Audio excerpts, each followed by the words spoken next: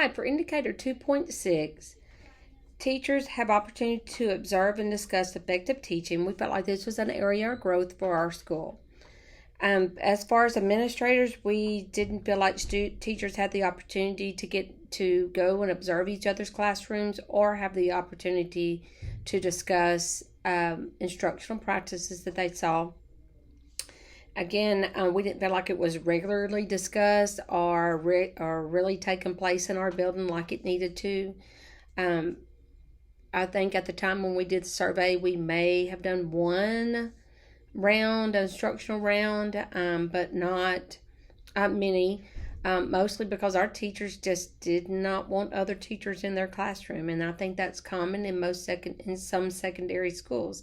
Is that we were shifting a culture of teachers shutting the door and doing their own individual things to trying to get them to be collaborative in their practices. And other areas we felt like we, as administrative team, did not make information available for the teachers to participate in those opportunities, and certainly not virtual or to have anything digital. But as far as teachers and staff, they felt better about it. But I think, and when we discussed that, their lowest area that they gave that was really having the opportunities to interact and talk about it and having information available if they wanted to watch them virtual. And that, I would say, has really been a growing area for us. I think mainly the biggest thing to overcome for us as a staff was getting our teachers comfortable with other teachers coming in their room. That was a biggie, and to not feel like it was evaluative, that it was a learning walk. And we really had to had to have a lot of discussion with our teachers on that. A few years ago, we tried it, and I sent out and said, hey, let's, I want to give teachers the opportunity to come and see great things that are taking place in your room. And I say that with a smile because I got a lot of responses back. I don't want them in my room. I do not want anybody coming to watch me teach. And so then I knew that we had, and that was some of my veteran teachers. It wasn't the new teachers. So I knew that we had to really work on that as a school.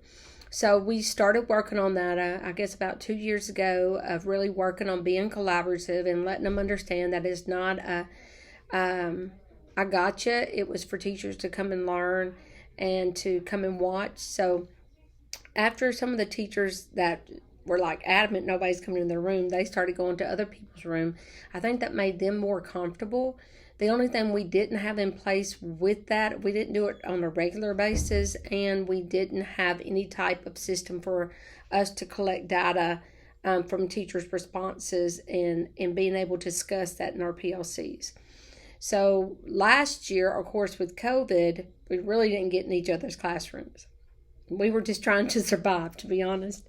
So this year we started out the year, I felt like we have really worked on, and I think in a way, I think COVID helped teachers because they had to rely on each other's last year. And I think a big shift that helped last year too was that the teachers rotated classrooms, the students didn't. And so that kind of got teachers out of their element and out of their shell and allowed them to kind of be more of a community because they had to share rooms. And so it was a lot easier this year when I told them that we were going to do learning walks and that they had to do 4 a semester. Nobody said no.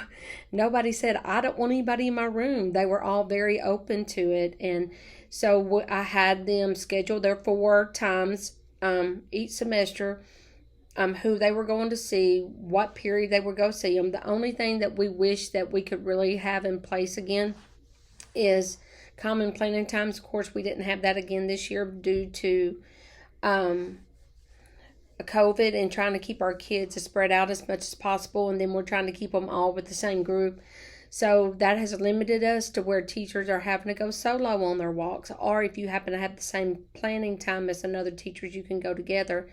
But we are putting everything on a Google form, and that is being shared with the staff. That is being able to sit down and discuss with the teachers in their learning teams what they saw, what they loved. I stated earlier, one of the biggest pieces that have come out of this is the math teachers determined that, hey, this one teacher is knocking this out of the park and we're not. I have 6 math teachers and the other 5 are like, we are not doing this justice. Like she is really rocking it. And so she's going to teach that to the other staffs, members in our next PLC, so that they can understand how she does it and what does that look like. And her data from her test data is reflecting that she's really knocking that out of the park. Even with students who, and it was the modeling and justification component of math, and she, even with students that struggle with numbers and operations, we're still doing an awesome job with modeling and justification. And I don't think that would have come out if our teachers had not been doing their peer walks, had they not been able to go into each other's classrooms. One of the great takeaways is that we have a comment box. What did you see that you want to use? And some of them like, I love this instructional strategy that she was using. She had this, and this, and this in place, and I loved it. I'm going to take it back and use it in my room. And I think that really validates the teachers, 1. And 2, it just gives them an opportunity to go out and see what is really going well in our school. And I think that has been super effective for us this year. In fact, they're looking forward to doing them again next semester. The only ploy is they had to, I think we had it set up to where they could do 2 in their grade level, and then 1 in their content area, and then 1 outside totally of their content area.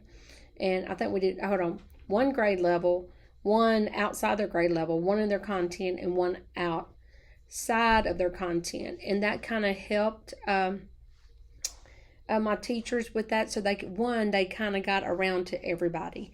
And I think before you can have really effective learning walks, you had to really build that culture to where it shifted from being evaluative, or they felt like people were judging them.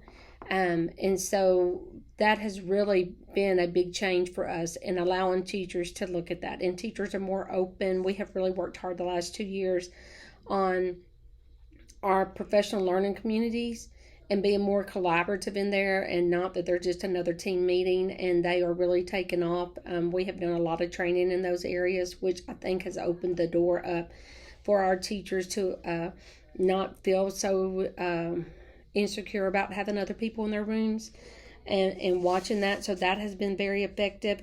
We are building our library and getting more videos up through the teaching channel. Our co-op specialists, educational co-op specialists, are doing videos with our teachers when they come in once a month, and especially through some of the strategies that our state is initiating, and working with our teachers on that. And that has been very effective. And our teachers are able to sit down and discuss and see components that they want to include in their classroom.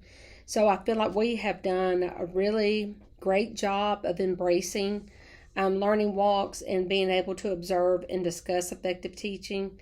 It has really made a difference in some of our teams and impacted our student scores, because our teachers are like, hey, I'm seeing really good things in her classroom.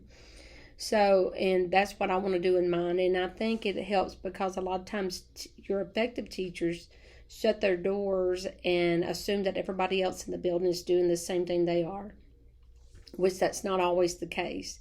And it kind of holds everybody to a higher standard when they really know what's going on and how effective some of our teachers really are. And so they're like, hey, I better jump on the bandwagon. I'm not pulling my weight. And so I think that's been a really big shift, especially in a middle school setting, that teachers are embracing being able to have learning opportunities from each other.